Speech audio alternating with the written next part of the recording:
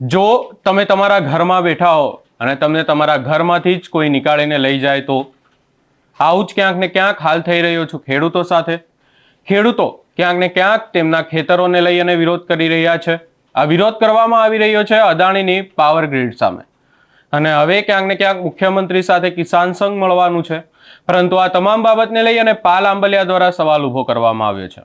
મુખ્યમંત્રીને પત્ર પણ લખવામાં આવ્યો છે. શું છે સમગ્ર મામલો, વિગતે ચર્ચા કરીશું. નમસ્કાર, હું છું ઉજ્જવલ અને આપ જોઈ રહ્યા છો નિર્ભય ન્યૂઝ. કચ્છમાં હાલ એક જ વાતને લઈ અને ખેડૂતો વિરોધ કરી રહ્યા છે અને એ વિરોધ થઈ રહ્યો છે પાવર ગ્રીડની સામે. વિરોધ એટલા માટે કરવામાં આવી રહ્યો છે કે કારણ કે તેમના ખેતરમાંથી એક હેવી વીજ લાઇન નીકાળવાની છે. પરંતુ આ વીજ લાઇનને લઈ અને પ્રશ્નો એટલા માટે ઊભા થઈ રહ્યા છે કારણ કે ખેડૂતો એ વીજ લાઇન માટે પોતાના ખેતરો આપવા માટે તૈયાર છે, પરંતુ તેમને યોગ્ય વળતર નથી મળતું. આ વળતરને લઈ અને હાલ અનેક સવાલો ઊભા થઈ રહ્યા છે. આ તમામ ચર્ચાઓની વચ્ચે ભારતીય કિસાન સંઘ મુખ્યમંત્રીને મળવાનું છે. પરંતુ હવે પાલ આંબલિયાએ શું પ્રશ્નો ઊભા કર્યા, સૌપ્રથમ એ સાંભળી લઈએ. ગુજરાતમાં હેવી વીજ લાઈનો અને વીજ ટાવરોને લઈ અને આજે રાજ્યના મુખ્યમંત્રીશ્રીને કાગળ લખ્યો છે. કાગળ એટલા માટે લખ્યો છે કે આવનારી 20 તારીખે ભારતીય કિસાન સંઘ અને સરકાર આ બાબતે જાણે કુલડીમાં ગોળ ભાંગવાનો હોય એવી રીતે માત્ર અને માત્ર ભારતીય કિસાન સંઘને એકને જ બોલાવે છે એવા સમાચાર મળ્યા છે. મહત્વની વસ્તુ એ છે કે આ વીજ લાઇનની અંદર જે નોટિસો ખેડૂતોને આપવામાં આવે છે એ અલગ કાયદાથી આપવામાં આવે છે અને જે વળતર જેના આધારે નક્કી થાય છે એ ગુજરાત સરકારના પરિપત્રો છે. 2003નો ઇલેક્ટ્રિસિટી એક્ટ હોય, 1885નો ટેલિગ્રાફ એક્ટ હોય, 2013નો જમીન સંપાદનનો કાયદો હોય કે 2025ની કેન્દ્ર સરકારની એસઓપી હોય, આ દરેકની અંદર ખેડૂતને જે નુકસાન જાય છે એની સામે એને નુકસાનની સામે યોગ્ય વળતરની એમાં જોગવાઈ કરવામાં આવી છે. હવે ખેડૂતોને જે નુકસાન જાય છે તો એ જે ખેતરમાંથી તાર નીકળે છે એ ખેતર ક્યારેય બિનખેતી ન થાય એટલે એની લાઈફ ટાઈમ કિંમત ઘટે છે. જે કોરિડોર નક્કી કરવામાં આવે છે આ કોરિડોરની અંદર ખેડૂત મકાન, બોર, કૂવો કે બાગાયતી પાક ન કરી શકે એટલે એની કિંમત લાઈફ ટાઈમ માટે ઘટે છે.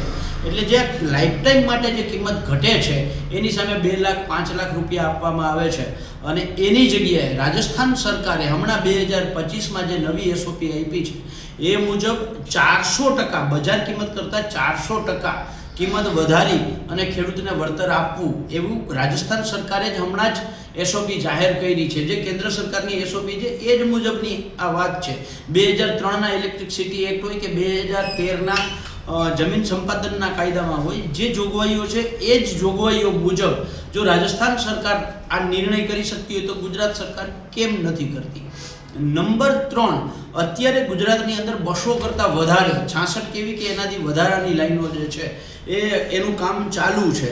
આ કામોની અંદર તમામ નીતિ નિયમોને બાજુએ મૂકી અને માત્ર પોલીસ સ્ટેશને જઈ અને પોલીસ સ્ટેશન જ ડાયરેક્ટ તમામ નિર્ણય કરતા હોય એવી રીતે પોલીસવાળા ખેડૂતને ફોન કરીને બોલાવે, ખેડૂતને બોલાવીને ધમકાવે એટલે વીજ લાઇનવાળાએ ન જાહેરનામું બહાર પાડવાનું રહ્યું, ન કલેક્ટર પાસેથી મંજૂરી લેવા જવાની રહી, ડાયરેક્ટ કામ છે બધું જ એને પોલીસ કરી આપે છે. તો જે આ પોલીસ અને પ્રશાસનની મિલીભગતથી તમામ નિયમોને નેવે મૂકીને અને રાજ્ય સરકાર પોતે કાયદાથી ઉપરવટ જઈને જે કંપનીઓની ફેવરમાં પરિપત્રો કર્યા છે ત્યારે આ બાબતે જો ભારતીય કિસાન સંઘ અને સરકાર સાથે મળી અને કુલડીમાં ગોળ ભાંગવાનું હોય તો એ ક્યારેય ચલાવી શકાય નહીં.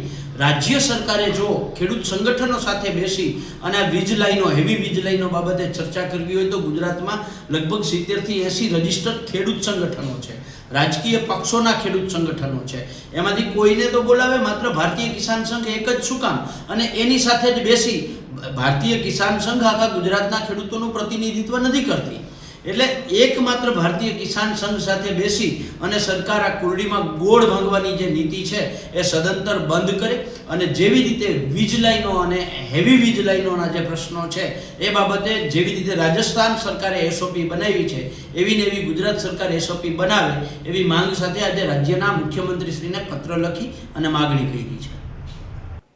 અહીંયા પાલ આંબલિયા દ્વારા સ્પષ્ટ એવું કહેવામાં આવ્યું છે કે ગુજરાતમાં ભારતીય કિસાન સંઘના સિવાય પણ અનેક એવા કિસાન સંઘો છે, તો માત્ર ને માત્ર ભારતીય કિસાન સંઘ સાથે જ કેમ મુખ્યમંત્રી મુલાકાત કરશે એવા સવાલો ઊભા કરવામાં આવી રહ્યા છે.